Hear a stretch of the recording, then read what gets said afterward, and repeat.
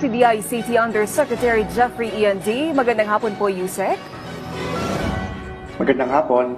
Yes, Yusek. Magandang hapon sa PTV4. Yes po. Ano po yung masasabi ng DICT sa kumakalat na fake video ngayon at ano nga ba yung hakbang ng DICT dito? So let's first state the obvious, no? This is a fake video. Mapapansin nyo, iba yung lighting conditions pagdating dito sa mukha sa part na ito. Hindi siya consistent, pero yung the rest is a little bit darker. Pag zoom mo siya, meron siyang a lot of inconsistent colors and pixelations. And the DICT has tools din naman to detect if these are fake news. We can say for certainty that this is really fake.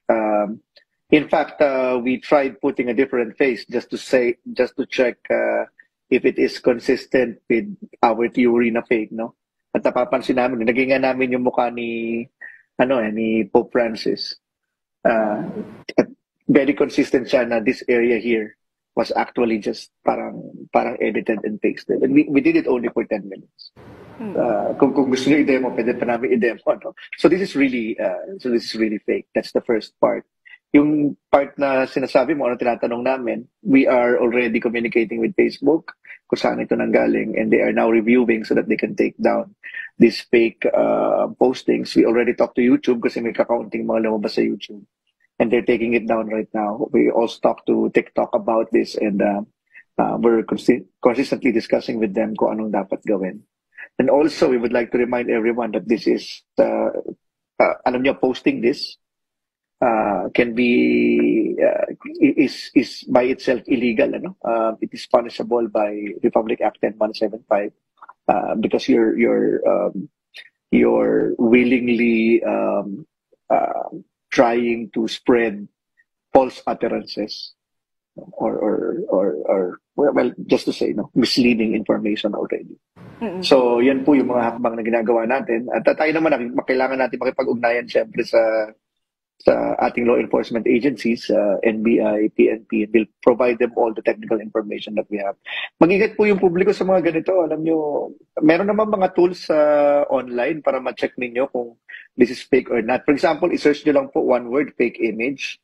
Tapos kunin nyo yung picture na nakikita ninyo sa video na ito. Ilagay nyo doon. Lalabas naman eh. Sasabihin nyo na this is edited. Yusek, nabanggit niyo na po yung liability ng mga nagpapakalat nitong fake news. Pero ano po yung parusa doon sa mismong nasa likod o yung gumawa nitong fake video na ito? Same. So, same. Pareho yung parusa under Republic Act 10175. Yung gumawa at saka yung nagpapakalat din. Siyempre, ang kailangan nating targetin yung gumawa. Paano ba ang nangyari doon? Ngayon, So it's same. Naalala mo mga two months ago, meron ding kinopya yung boses ni Presidente tapos nagbigay siya ng order sa West Philippine Sea, and then it turns out fake. This is very similar to this one, no? So in that particular case, nag-file din sila ng kaso regarding that. Yusek, at dahil limited ang ating oras, ano po yung inyong mensahe sa publiko? Marami pong lumalabas na mga fake videos. Napakadami po.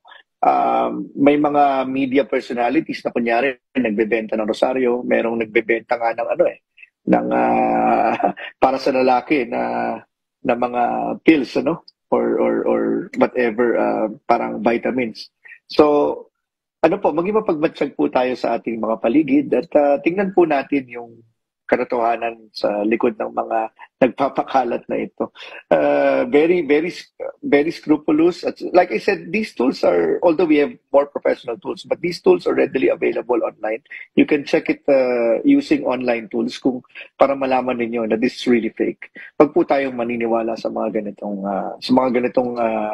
I think this is bordering a destabilization plot. Kasi after they show the video, they're asking for the resignation of the president. So I think this is a destabilization plot and that we should not believe this. Yung mga nanggugulong ito, and they're trying to confuse us. Okay, maraming salamat po sa inyong oras. DICT Undersecretary E.N.D.